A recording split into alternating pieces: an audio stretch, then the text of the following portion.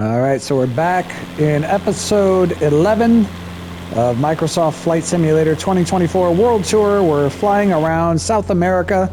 I think we're in Venezuela now, flying along. Hold on, let's see if we can figure out what river we're flying around. I want to say Nile, but that might not be the Nile. It looks as though, let's get down to the map, down to South America. All right, it looks as though that is the...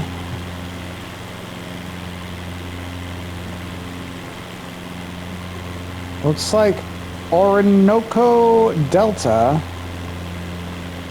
I don't think that's the Nile. Or excuse me, not the Nile, the Amazon. But I was saying the Nile the whole time. I meant the Amazon. The lake coming up is Guri Reservoir. Where the hell is the Amazon? So it is saying the river. Yeah, Orinoco River, I guess, is what we're following. We are in Venezuela still. Where the hell is the Amazon? Oh, it's way down there, huh? So we've got a ways to go. That's not even the Amazon. I don't even know where the Amazon River is. That's pretty pathetic. Anyway, we're flying in Venezuela. For today's episode, we are going to listen to the Wednesday, February 11th episode of the Tony Kornheiser show. So we're still a little bit running behind, of course. Today, as I'm recording, it's Friday, February 20th at 11 p.m. I think we can get one more episode in at least tonight. So let's get right to that Tony Kornheiser show and keep flying around South America / Venezuela. Hey, it's Tony. On today's show, we'll go around the NBA with Brian Windhorst. We'll also go over to Italy to check in on the Olympics with Barry Zerluga. But first, let's do some commerce, boys and girls. Avoiding your... This, you and I were sitting with Sonny and Sam Huff, and we had lunch. And when they left, I said, whoa, we just sat with Sam Huff and Sonny Jurgensen. Whoa. Yeah, it was... Whoa. It was so great. And on Sundays, Sonny would sit in the locker room post-game. He would just sort of sit in the middle with a notebook, and he would share the observations. My God, all the times I wrote columns where Sonny would say, hey, did you see this? Did you know this? Of course I didn't see it. No, it's Sonny Jurgensen. That's right. This is General George Washington, and you're listening to the Tony Kornheiser Show. Lots of small stuff today. I got to get to the ice cream and the candy. We got Jenny's ice cream. Open candy bar here. Yeah, I opened it yesterday. I ate half the candy. You saving it for later? For later. So for PTI? Yeah, right before PTI, I'm going to eat the candy energy bar. boost? Yeah. There's nothing wrong with that. Okay, the ice cream is Jenny's. The candy bar, it's either Kinder or Kinder Bueno. We think Kinder. I assume it's Kinder. Yeah. Because Bueno is a foreign word, and Kinder is from kindergarten. It's a German word of children. Children, that's right. Small children. Yes. So I assume it's Kinder Normally Bueno. these are placed right at eye level at the checkout. Yes. Right. So that's The little eggs. As people know, if they listen, I'm not a big Kit Kat fan. I don't really like Kit Kat. No. This is sort of kind of like Kit Kat, but the center is gooier, and I really like it. Kinder Bueno, it comes in vanilla and dark chocolate and regular chocolate. The kids love it, They right? did, yes. And it's interesting And we to see got the it out of breakdown. nowhere. Yeah. I didn't understand it. They just sent it to us. The captain's developing a strong taste for chocolate. Okay. It's really good. Amber's going for the vanilla flavor. You liked it too. Yeah. I've liked it as well. Jenny's ice cream. They sent us a whole bunch of ice creams. Yes. I don't know why, but I'm grateful that they did. Well, it was because they wanted you to try the coffee. And I'm gonna talk about the coffee. And what I loved about Jenny's is I forgot about this, but Liz reminded me when we visited her younger sister who was working in Nashville at the time, there was this great local ice cream spot that was a Jenny's. It was a corner spot and people were lined up around the block. Really? Yeah. Okay, so they sent a bunch of coffee ice cream and a bunch of other ice creams, including gooey butter cake and Queen Charlotte sponge cake. Big Bridgerton fan over here. Darkest chocolate. And what did you get, Nigel? What did you take home? I took home banana pudding Did you eat it? I did. Is it good? It is really Like, I'm good. not a banana guy. That's why I felt Did you break safe. it out over 2 nights? No, I just tried it last night. I keep forgetting that I have it. And Liz took home something. Yes, she did. So she found the cold brew with coconut cream, which was a dairy-free. That's, I think, the big winner in our house. Ooh. The kids Okay. were not offered that. So let me get to this, because this comes from Sean Bach and the rest of your loyal littles at Jenny's, which is based, I believe, in Columbus, Ohio. Love that. Welcome back from Florida. We missed you last week. We caught your spot on TGL. As promised, we're proud to deliver our new house coffee to see how we measure up. We're releasing our house coffee this weekend to celebrate ice cream for breakfast that occurs in all of our 94 scoop shops on the morning of February 7th. So that happened already, including the 7 shops in the D.C. area. We partnered with our friends at Verve Coffee Roasters, steeping their deeply flavorful Bronson blend into our cream and finishing it with espresso fine grounds for a second brighter hit of coffee. There are no stabilizers, no artificial flavors or dyes, no shortcuts, just real flavor built from the ground up. We're confident that this house coffee will become a fixture within your freezer and devoured next to your kitchen sink, which I did last night. I went through an entire pint. Yeah, waiting for What's Quad next God. to the pint?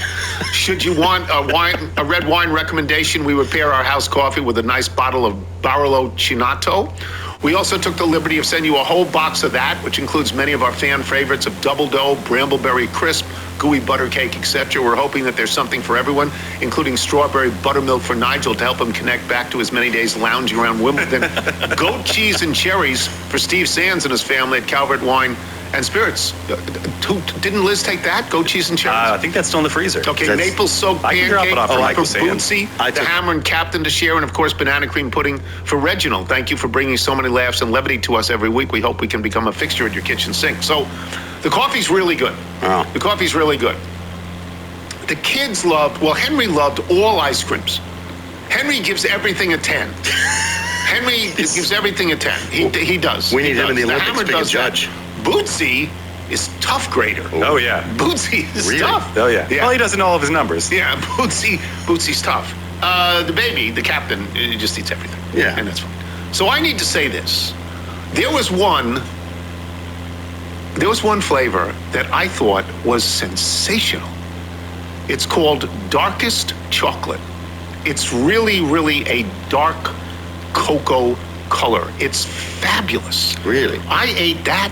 I didn't stop eating that once because the kids had eaten it, and so it had already been breached. Yeah. When I opened the jar. Now, But did you try and the put it pint- away at any point I had 2 scoops the first night. and cover it? I recovered it. The next day, early in the morning, I opened it and ate the whole thing. Because it was that great. It was that great. Wow. Darkest chocolate. And so I would also say, and I really like the coffee, but I'm sensing that if you made a darkest coffee That might- as well, that I might. These are helpful tasting notes. I might love that. Now, I don't think you build ice creams for me, but I love the darkest chocolate so much. Maybe it's an adult taste. Maybe not a kid's taste. I don't know. I loved it that much. So we are very grateful to Jenny's. Oh, very yes. grateful to Kinder Bueno. Very grateful for all of these things. Thank you very Absolutely. much. And if you want to keep sending, it's okay. We're always good with that. That's okay. So we did that. So that's ice cream and candy. Checked it off your list. Yeah.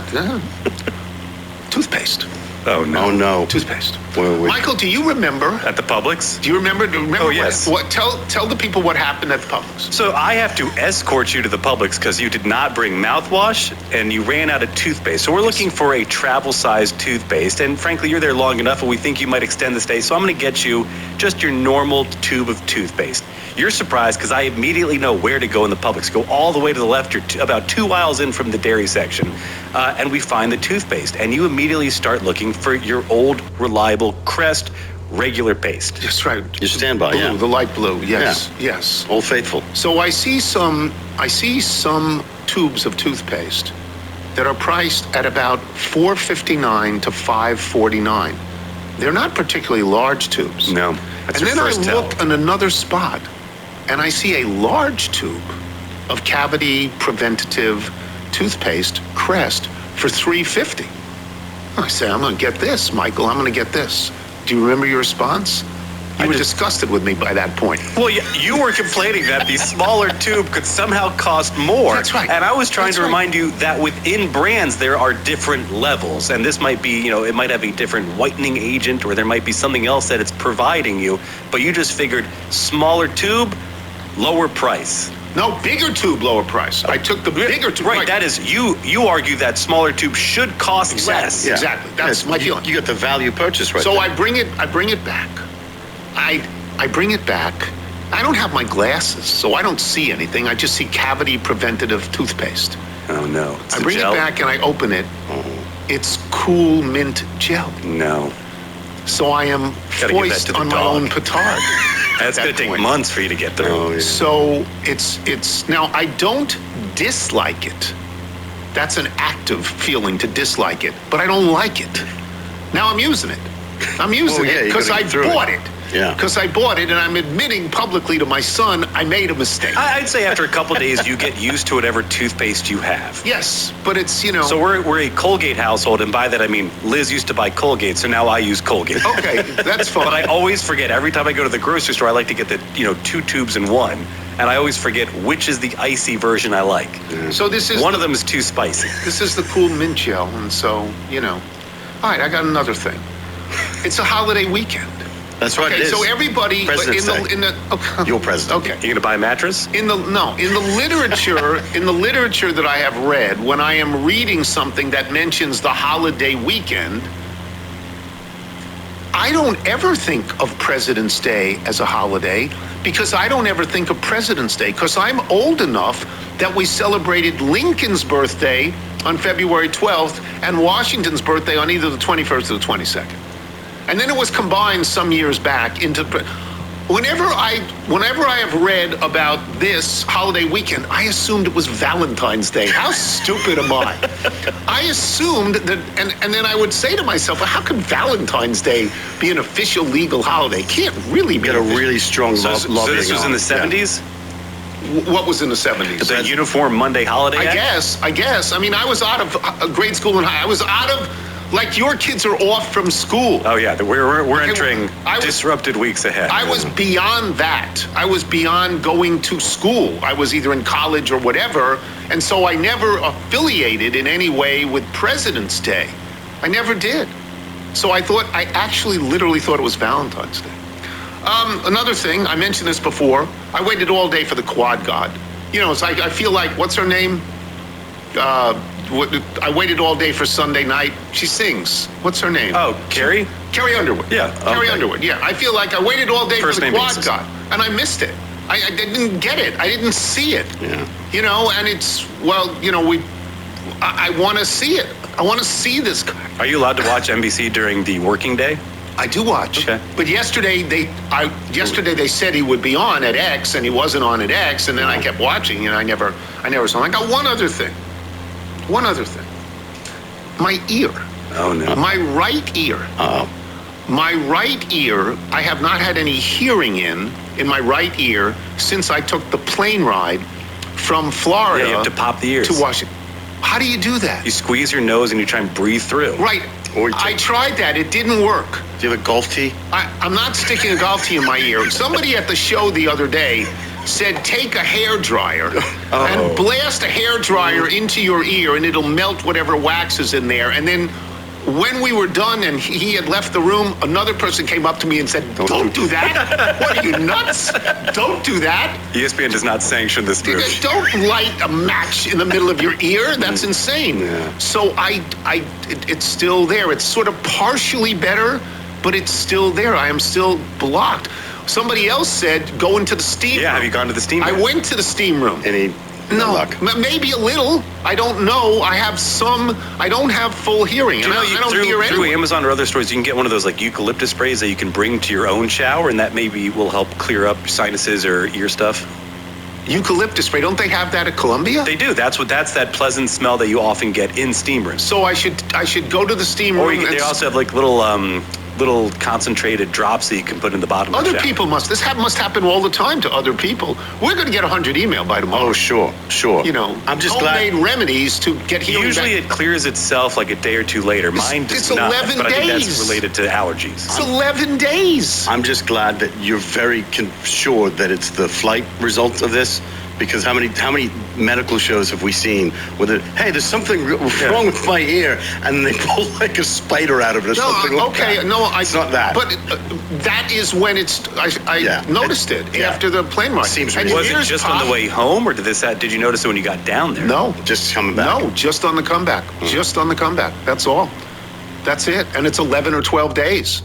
It seems like too many days. Well, I wonder when you came back if the cold air had anything to do with it. Maybe. But now that we're out of the deep freeze.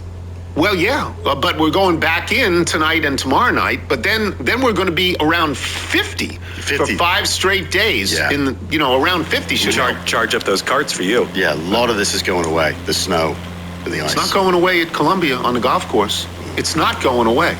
I looked at it the other day. You'll be able to play your inner 12.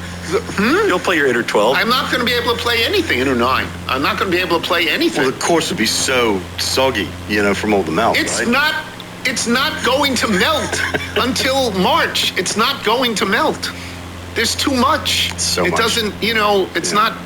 We're not into melt phase. It's ice. Ice, refrigeration. It's not snow. Snow would melt. There's no more snow. It's just solid ice. It's not melting. Is melt phase waxing or waning? I think it's waxing. Okay. I think it's waxing if we get into the 50s. Yeah.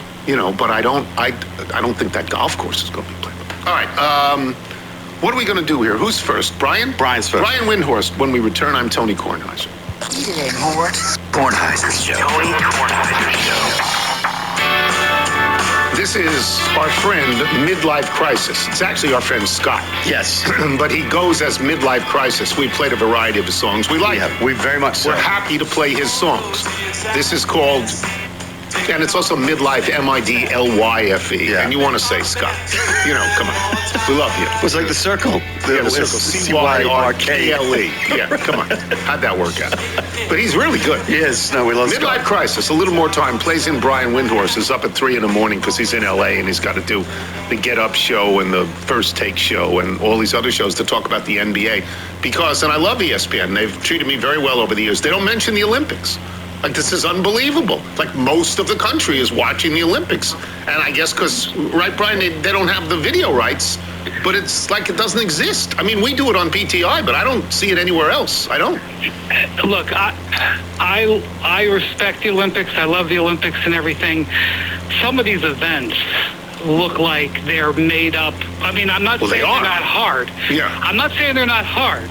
Right. But some of these events look like they've been made up of, privileged stoner ski bums. I mean, like, I'm not talking about, like, there isn't, like, life and death on the line, but some of them, they're just like, they're like going down a mountain, going over bumps, and they're going over, like, railings. Yeah. Like, it's like a skateboard. And I'm like, what billionaire's kid made this up?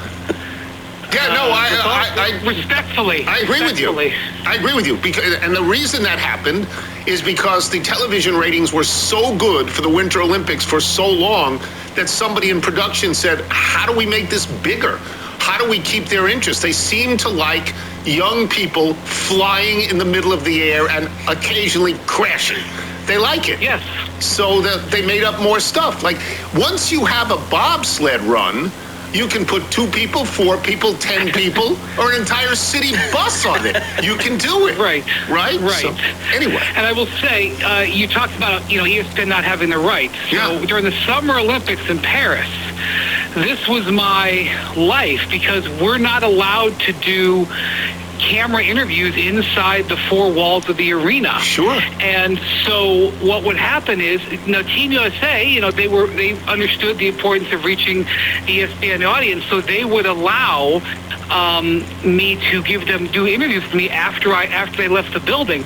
But Tony, for the first 10 days, they were staying 2 hours away in Paris. The first 10 days were at this football stadium way up north, soccer stadium way up north.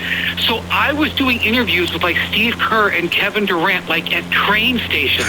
Well, and one night, like, we had to race the bus back to Paris to get them at the hotel 2 hours after the game. That's the life on that sort of stuff. I am not one of those people I'm not Wilbon. who thinks that the Olympics is built around the basketball. I don't believe that for a second. I believe that basketball was shoehorned in there the way hockey was shoehorned in. I don't believe any of that Wilbon stuff. But I will say that to watch Durant, LeBron James, and Steph Curry win that game was, for me, the highlight of the Olympics. It really was. I mean, they were great. I didn't care about anybody else. They were great. But didn't you feel that way? That was fabulous. Yes, and I will just say, being with them for 6 weeks, playing in the Middle East, playing in London, where they were like the Rolling Stones. Yeah. And you being aware that you're going to a basketball game on a Sunday night in front of 20,000 fans, and they don't get 20,000 fans for basketball in England. But to on a Saturday night in London, going to watch Steph, LeBron, and Durant play, and in that particular game, LeBron led this crazy comeback, and I promise you, no NBA fan will ever remember. They don't even know what happened, but I promise you, if you were there that night, you had goosebumps watching LeBron do peak LeBron things in the O2 Arena, that whole thing. I will say that the night of the gold medal game, which by the way started at 9 o'clock, so it was approaching midnight in Paris with the French national team and the fans singing the national anthem and Steph Curry hitting those threes in that building. It's a top 3 sports experience of my life. I can completely understand that. All right, let me get to the reason we called you. It's fun to chat, but the reason we called you, the Pistons-Charlotte fight. I love Wilbon. We've worked together at the Post, and we worked together for 50 years. I love him. He despises fighting in hockey. He goes on television all the time and says, there shouldn't be any fighting in hockey. Fighting is ridiculous. And then yesterday said, I was sort of juiced up for that fight with Detroit and with Charlotte. I sort of like that. And I went, how can you take this simultaneously held positions? You cannot take this. What, are there punishments? What is going to happen because of this? Yeah, both the Pistons and Hornets play today, so sometime this morning or late this morning, midday, they'll announce suspensions, and I expect basically the later into the fight that the people got in, they'll get suspended more. Yeah. So Jalen Duren started it. And so he will be suspended, I believe, a game or two because he. I think it should be 20. I think it should be 20 without pay. You think, David, you are living in a world of David Stern being in charge. That's not the world of the NBA now. That leads me to something. Does Silver have the guts to outlaw fights, really punish the fighters? No. He doesn't. They don't punish anybody for anything in the NBA. And frankly, fighting is not that big of an issue. These situations are rare. Yep. The interesting thing that I will see, David Stern, in the wake of that, there was the Knicks fight, Jeff Van Gundy and whatever, and then there was that one fight with the in the playoffs with the Suns. Yeah. So. The big rule they have is you can't leave the bench. So obviously Isaiah Stewart left the bench. He's going to get suspended the most. Will it be 5? Will it be 7? I don't know. Honestly, this just hasn't happened that much under Adam Silver, and so I just don't. I honestly just don't know what to say.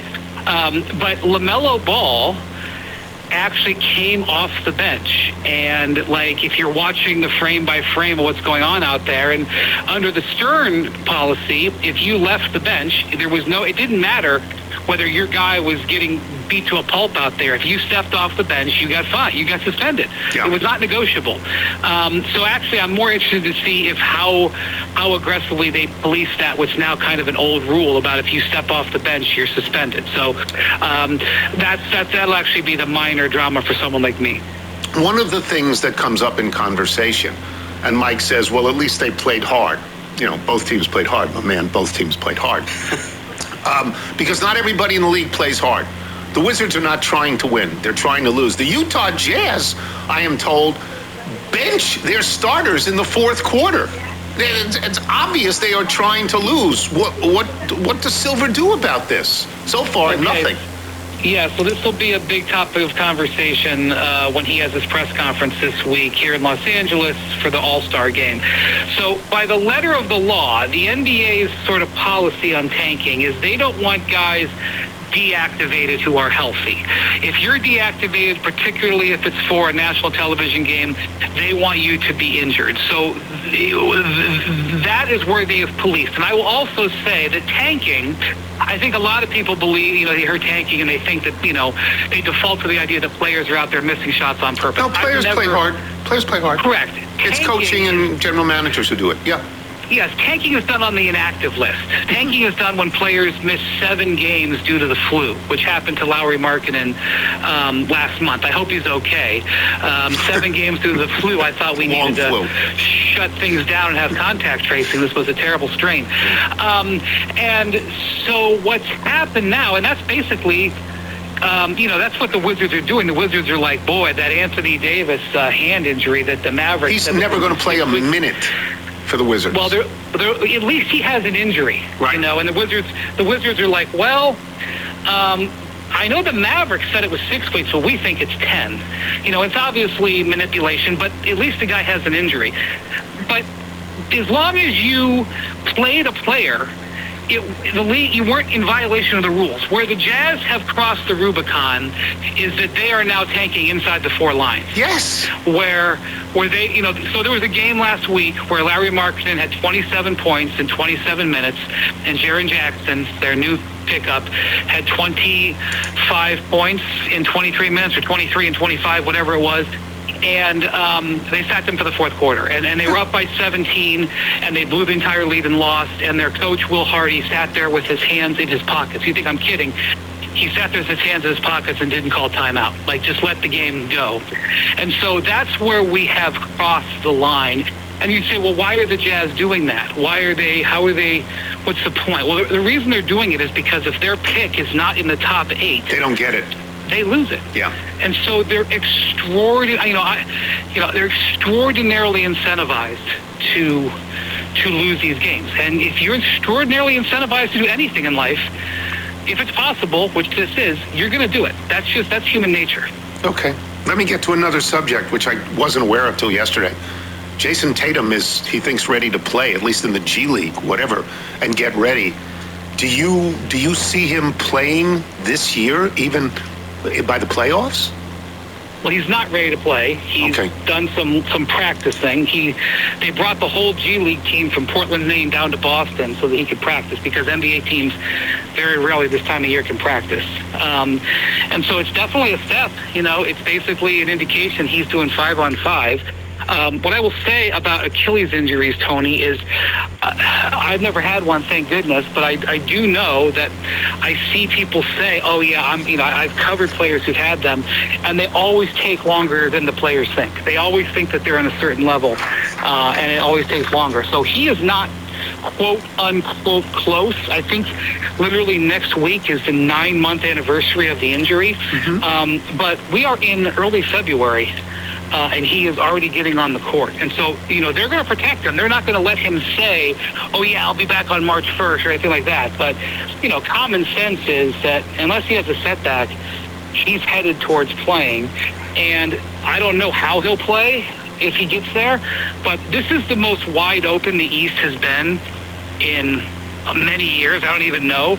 Like, I can make a case for and against 5 different teams winning the East, and Boston is definitely one of them based on this development and the way that they're playing. All right, you have to go, right? You have to be on the Get Up show? You have to go? I do. I do. Get out of here. It's okay. Thank you.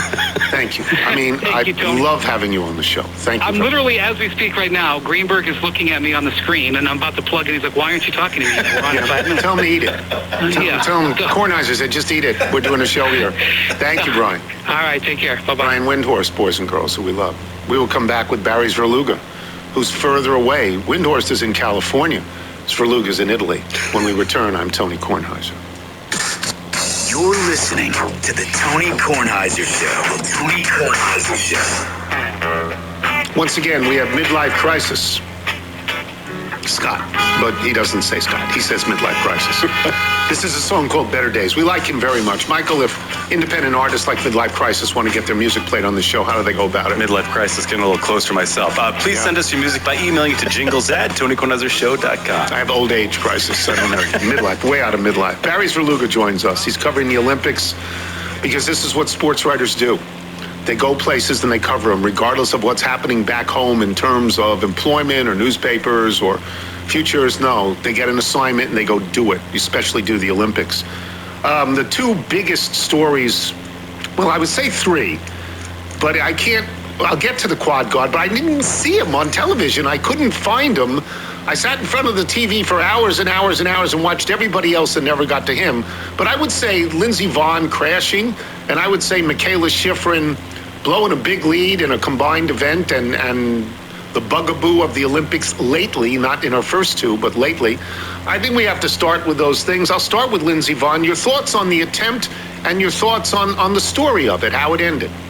Well, I just want to make clear, yes, she came back at 41 for the Olympics, and yes, it was a nearly 6-year absence from the World Cup ski circuit from 2019 to last season, when she really decided that her replaced right knee, titanium, pain-free for the first time ever, or first time in her memory. And while it started slowly, it built very methodically to the point where she wasn't just a skier out there going through the motions at 41. She was winning. She was the best downhiller on the circuit this season. Yeah. She won twice. She never missed the podium in 5 races. She came here as an absolute medal contender. Now, she did tear her ACL, 10 days before the downhill. You can look at that all sorts of ways, and there will be people who say, well, she shouldn't have skied on a torn ACL.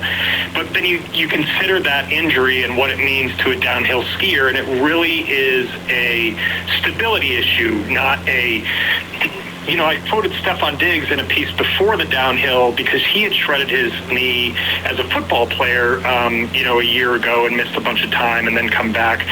And he was adamant that, look, people who tear their ACLs, they can run and they can jump and they can walk in the next days. Sometimes you don't even know you did it. It's the stopping and starting and quick motion and cutting that becomes problematic. And as a downhill racer, you don't have to do that stuff. So she did her 2 training runs. It was set up for an amazing story on Sunday morning. Yes. And I would say that she went out in the most Lindsey Vonn style possible, in that she was going to point her skis straight down the mountain and figure out the fastest way possible. And if that was cutting it really close to the 4th gate, that was cutting it really close to the 4th gate. She said in her Instagram post she probably missed it by about 5 centimeters. She hit her shoulder and her arm and then her pole, and obviously calamity from there. But I think the thing I want to take away from it, Tony, is she didn't crash because she's 41, and she didn't crash because she had a torn ACL. She crashed because she's Lindsey Vonn, and the only way she knows how to do things is at full bore. Full bore was going for gold on Sunday morning. The margins are impossibly slim, and this time it didn't work out, and it was, a catastrophic crash. They're loons. Every downhiller is a loon. They're going 80 miles an hour on solid ice. They're crazy, aren't they? Well, and she is crazy among crazy, Tony. I mean, she just has always not only disregarded the risks, but disregarded the risks when she has significant scar tissue. And by scar tissue, I mean literally all over her body, but also mental scar tissue, which she has an amazing ability to just outright dismiss. She has, for years, gotten back up and pointed her skis directly to the bottom of the mountain. And I mean, in 2019, I remember talking to her before World Championships when she was getting ready to retire, and her last races were with a body that was fully broken. She had no cartilage in one of her knees. She was just beat up beyond recognition. What'd she do? She skied to a medal. That's just who she is and how she's done it for more than 2 decades. This is why I hesitate to completely count her out, even though she'd be coming back at 45 in the next one. I hesitate to completely count her out because she is different than everyone, right? She's different. She is different. I would say that I spoke to her in November by phone, and she was adamant that February 12th, which would have been tomorrow's Super G, would be her last race. Like, she was really giving it all into this. Okay. I don't know. You know, maybe being scarred from this experience has her come back again. Mm-hmm. It takes a lot of effort, and she has a lot of interests. I'll be curious about her going forward. It's disappointing, not only that happened on Sunday, but we lost the chance to see her compete in the combined yesterday, and we lost the chance to see her compete in the Super G tomorrow. So now we turn to Michaela Schifrin, who you know very well. And Michaela Schifrin always seems to be willing, much like John McEnroe. When John McEnroe lost a tennis match, he went on a couch in the interview room, not literally, figuratively, and explained everything in his life. And you would sit there like you were Sigmund Freud, and you were just listening, and you'd have to interpret it. Michaela Schifrin is that way. She talks about herself. She considers all the possibilities. She did poorly in this event yesterday, where Breezy Johnson gave her a lead, and she finished 15th out of 18 women doing the slalom. She won gold medals our first two Olympics. She got shut out in China. She's 0 for 1 here. Do we have a story here? Do we have something you want to say about her? Yeah, we have an issue here, I think. And I think if you were willing to think that the performance in Beijing, where she didn't complete the first run of slalom, she didn't complete the first run of giant slalom, those are her two best events, and then she didn't complete the slalom run of what was then the individual alpine combined, a slalom run and a downhill run. There were a lot of weird factors at that Olympics. She had recently had COVID. It was a fanless, supportless Olympics. It was in a venue that none of these people had ever skied. It was just strange all around. So you could, if you wanted to, dismiss that as just, wow, what a weird situation. Now we're in Cortina. The women stop here almost every year. She is extremely comfortable in Italy, with Europe, on this surface, all of it. But she, because as you addressed, she will get on the couch, and she has gotten on the couch for me a bazillion times over a decade or more, and assess, why the Olympics are different. She is not someone who is able to say, or wants to say, because she doesn't believe it's truthful, that you have to treat this like just another race. She doesn't believe it's just another race. And in truth, it's not, because winning Olympic gold is so much more meaningful to the public than any of her record 108 World Cup races. So yesterday was a really troubling start. She didn't need to lay down the best slalom run again of all those skiers to win gold, because Johnson had been so good. Last year at World Championships, Johnson, her teammate, skied to the 4th best finish in downhill, and Michaela crushed the slalom, and they won gold together. Schifrin's finishes in slalom, 8 World Cup slalom races this year, are 7 wins and a second. Wow. She finished 15th out of 18 skiers yesterday.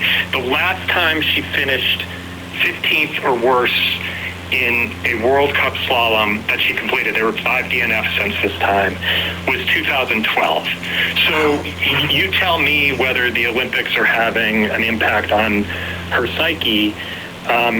It's fascinating. It's sad, because there's a part of the American public who we know, Tony, you see these people every 4 years, and you kind of get them back in your consciousness. And if you don't follow skiing, you only see them through the lens of the Olympics. That's right. She's the greatest of all time. All time, 108 wins. More than any man, more than any woman. Greatest of all time. Yeah. And by 30, not by a couple, by 20-something, not by just I edged out Ingeborg Denmark, or I just nosed out. She buried him. She's the top of the pole. I mean, yesterday we talked about this on the air, and all I could do was say, I'm going to give you 2 names, Greg Maddux and Clayton Kershaw. I'm going to tell you how great they were in the regular seasons their whole lives. And I'm going to tell you, Greg Maddux with 355 wins and a 610 winning percentage is 11-14 in the playoffs. Clayton Kershaw with a 699 win percentage and a lifetime 2.53 ERA is 13-13 in the playoffs in the World Series. I cannot explain it.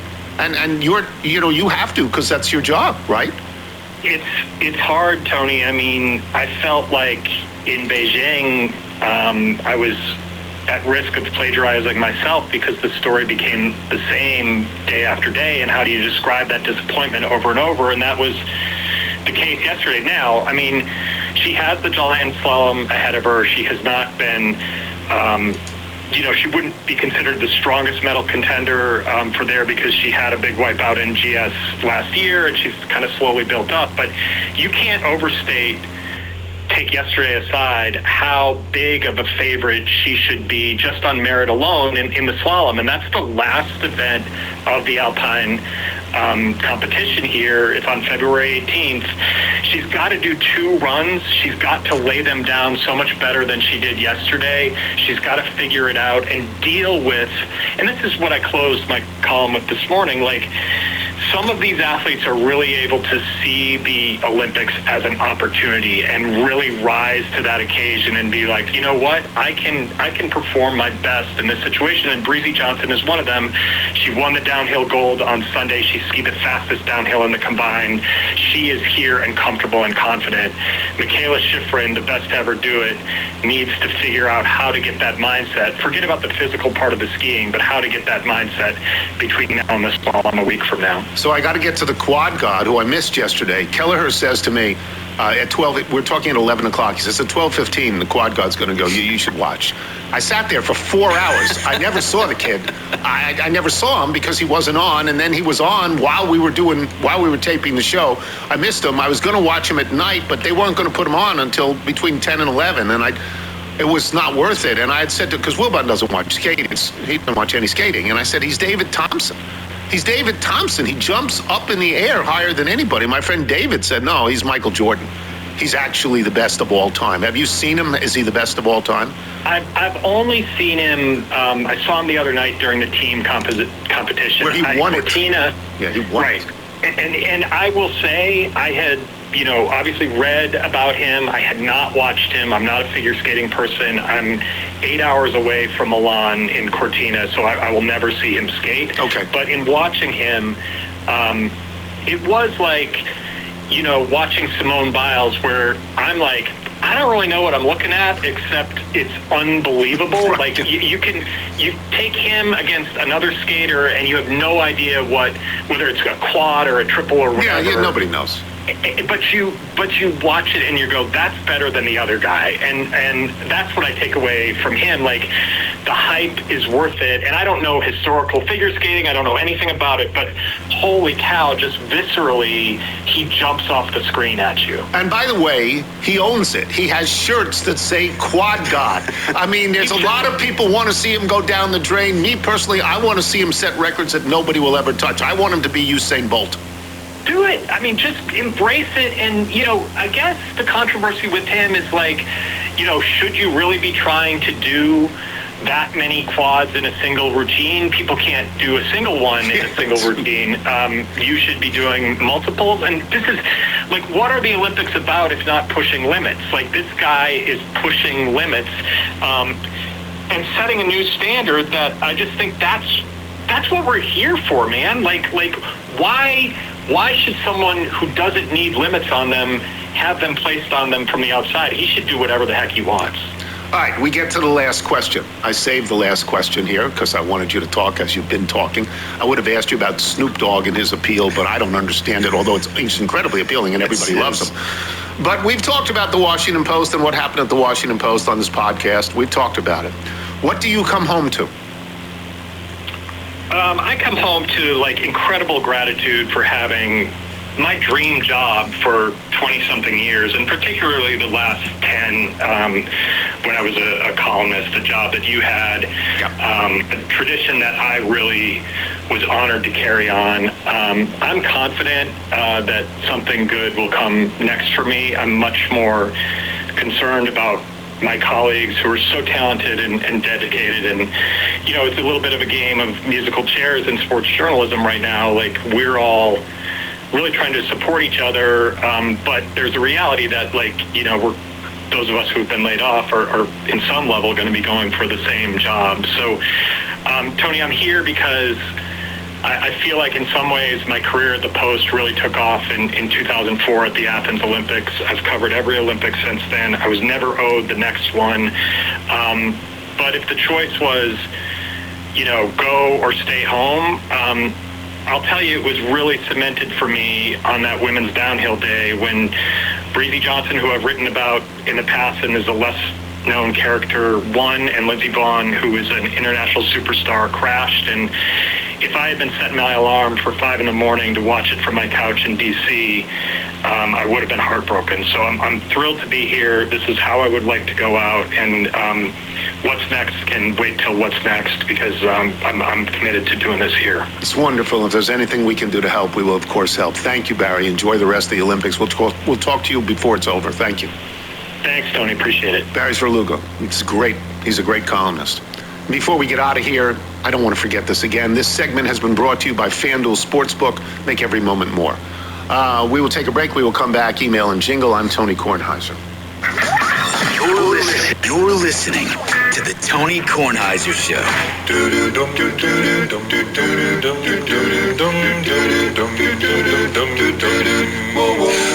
Here comes Tony's mailbag. Got your emails, faxes, and your news.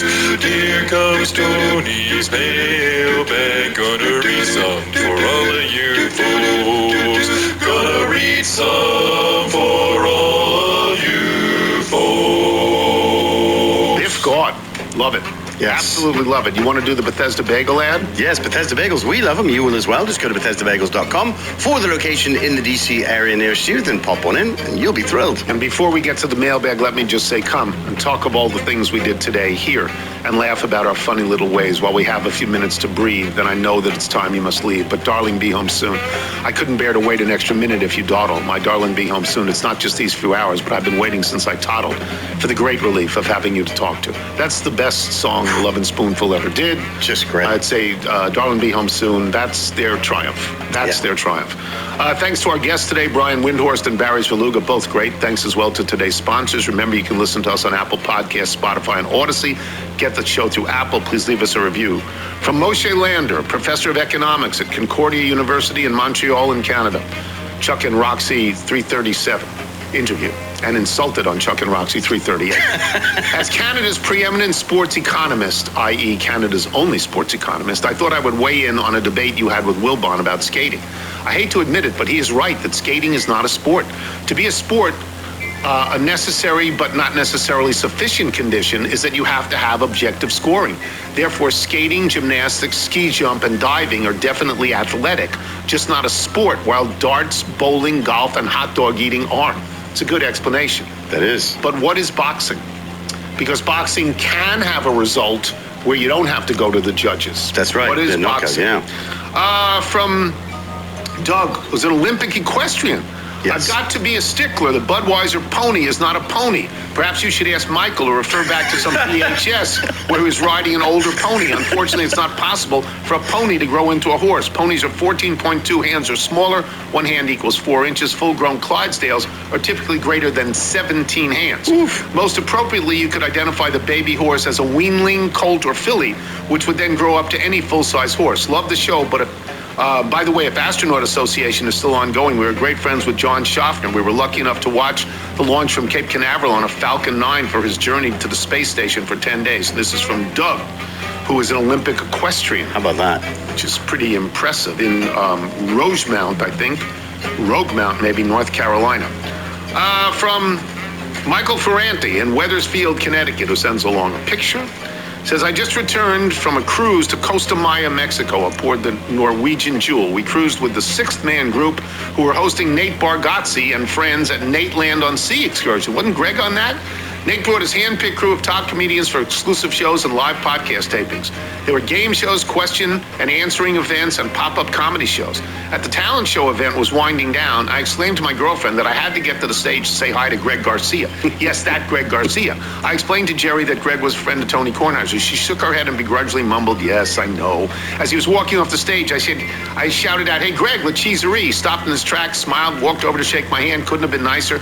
We chatted for a bit. I told him how Jerry and I met Tony and Crucy attached photo on a visit to the now-defunct Chatter, how I met the socialite, Nigel, Michael, and others.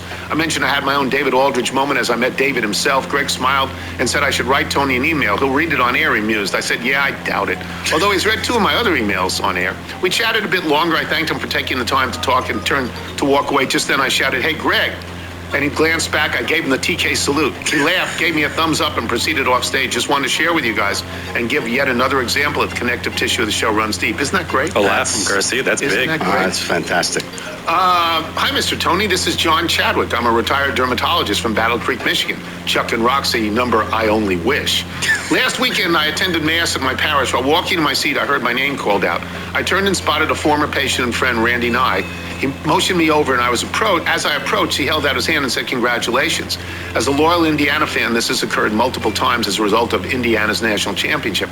Randy said that too, but I'm talking about getting your email read on the Tony Kornheiser show. It was my first David Aldridge moment. I laughed and told him I was thrilled to have it read, and mentioned that another little told me he would choose having his note read on the pod over receiving the Nobel Prize for Literature. Randy hardly agreed. This is an example of how your podcast has become the most important 3 hours of our week. The woman I'm related to by marriage thinks maybe I'm carrying this a little too far and should consider getting a job. Thank you for hours of entertainment. I hope you will consider me for being the official retired dermatologist of the Tony Kornheiser Show until Tom Ham did it. Yeah, because Bud Giblin is the official dermatologist of the show. Yeah. Not yet retired.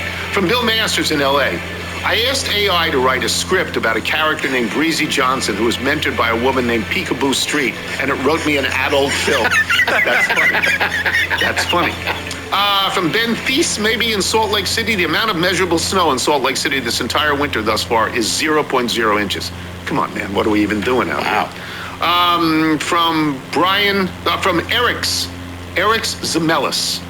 The mention of the Beatles' Ed Sullivan debut on the February 9th episode of Mr. Tony Watching reminded me of another metro area fan most likely watching. They're no Jim Steinman, but have reached some level of fame. You might have heard of her, Meryl Streep. Streep was at Shea in '65 and was part of a group of young people being interviewed by the old man, late 20s, early 30s, from the local CBS channel, whose premise was that these Beatles are a fad and they've had their 15 minutes. There are full-length clips on the story on the interwebs, but here is a short clip from the story. The looks of disbelief from a young Streep are Oscar-worthy, and then he sends me what I can see on YouTube. Yeah, I watched it. It's Meryl Streep. It's Meryl Streep. Meryl Streep. Unbelievably young, and you're like, oh, yeah, that's her. Yeah. Okay. From Matt Genovese in Jackson, New Jersey. I'm pretty sure there was a game in the past about the most famous person from your high school. After this weekend, I want to resurrect that game because we have a new leader in the clubhouse at my alma mater. Prior to Sunday, Christian Brothers Academy in Lincroft, New Jersey had a couple of minor itinerant players in the NBA and an Olympic bronze medalist swimmer. But hands down, our most famous alum was none other than Tony Reale. Yes. But with his meteoric rise on the PGA Tour this past year, culminating with his win at the Waste Management Sunday, I'm pretty sure Chris Gotterup is surpassing even Statboy level fame. Just figured I'd share with the group, seeing if there's a PTI tie-in. We're thinking about calling him. We're thinking about seeing if Chris Gotterup would be on the show. But you got to know, is a guy good at that? Yeah. He's great at golf. As Michael says, ball speed doesn't lie. He's great at golf. But maybe we'll try that. Yeah. We don't usually do that. No, we don't. Maybe we'll try that. And one more from Jeff Freeland in Carmel, Indiana. With the Super Bowl over, the commercials unanimously declared the best over by people who say that every year, and the halftime show somehow is still being discussed. We can now say it out loud. It's baseball season. Pitchers and catchers report this week. The NBA season continues its slow, eternal march towards something resembling importance. And the Nationals are once again rebuilding, which is reassuring because consistency matters. Look, if you're out on your bike tonight, everyone, as always, do wear white. What's that, chicken? Every night is the chicken. Holy God almighty. Is it possible just once we could get something to eat for dinner around here that's not the... Hope it's the public chicken. Chicken? Hey, Dad. I'm just saying. Dad. All right, so we got 7 minutes left on the recording. I think what we'll do is jump forward in time, since that was the Wednesday, February 11th episode of the Tony Kornheiser Show, and today's the 20th of February. We're going to listen to today's Average Joe Sports Show, which is a sports show from Lincoln, Nebraska. Focuses a lot on my Nebraska Cornhuskers. We'll go with today's episode of that show for the last 6.5 minutes here. Broadcasting across the state of Nebraska, it's the Average Joe Sports Show. This is the place for Husker sports with the biggest names, the best interviews, and all the inside scoops. I got a front row seat with a big tub of buttered popcorn and a greasy half-live chicken leg. Now, here are your hosts, Chris Schmidt and Elijah Herbal. Joe Sports Show. Chris Schmidt, Elijah Herbal, Justice Rhodey, unscathed with the snowfall on campus. Numbers to get in, 489-1240, 800-825-5865. We had a major meltdown at the Schmidt household I will tell you about. I think Gertie is trying to kill us all. Shocking, I know. Nebraska basketball in action tomorrow against Penn State. How is Fred and company gearing up for the Nittany Lions? We'll hear a little bit from Fred Hoiberg, his presser today, not only on the incident after the Iowa game, but just where's Nebraska at? A chippy Dana Holgerson could take that away a little bit with the running back conversation. We can get into what a fearless offense looks like. And we'll get shout outs going in the stream. Always like and subscribe to the Average Joe Sports Show YouTube 7 days a week. Weekend edition coming up tomorrow, 7:45-ish, leading you into Nebraska, Penn State. Then Sunday Live, 10:30.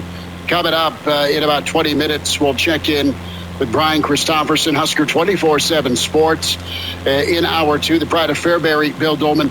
Dolman is Vegas bound on assignment, so we may or may not have video, Bill Dolman, but we will have some sort of communication with Bill Dolman, maybe at the craps table. Unclear. Unclear. What assignment is he working on out there?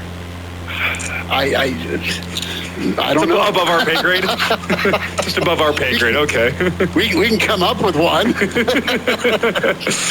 if you want, but Bill Dolman on assignment from Vegas. Who's in residence in the Sphere in Vegas right now? That's the real question. Might be on to something. The Eagles tonight? Yeah, I think that could be it. Or is he going to the Wizard of Oz at the Sphere tomorrow midday? The Eagles back in tomorrow night. So right now it's the Wizard of Oz and the Eagles. I think he's going to see the Eagles Saturday night. Ooh, that's a show I would love to go and see. Now, could I afford to go see the Eagles at the Sphere? I could make it work, but there's other things I'd probably rather spend my money on. But those, I remember I went out to Vegas when the Sphere was under construction. I see some of those videos from the inside. You go, ooh, I had some friends that went to a Dead and Company concert out at the Sphere, and they had nothing but great things to say about their experience out there. So, well, someday we'll all take a roadie to the Sphere, and the end of Nebraska is ever out there for Big Ten Media Days again. Roadie? Yeah, we can do that. So you're unwilling to drive to Happy Valley, but you're willing to drive to Vegas? Yes, warmth. Happy Valley always looks like the 1 to 3 inches of snow we were supposed to get that turned into 7 or 8 inches. That is Happy Valley forever and ever, amen. But you're middle of nowhere, blizzard, doesn't matter if it's summertime. It's forever to get there. Have you ever seen Gettysburg, though? No, but I've seen Williamsburg, and I saw Glory. I'm good. Gettysburg could be a nice little day trip next time we go out to Happy Valley, Schmitty. It's a cool battlefield to go and see. Not as interested. Not as interested. We will take your top concert.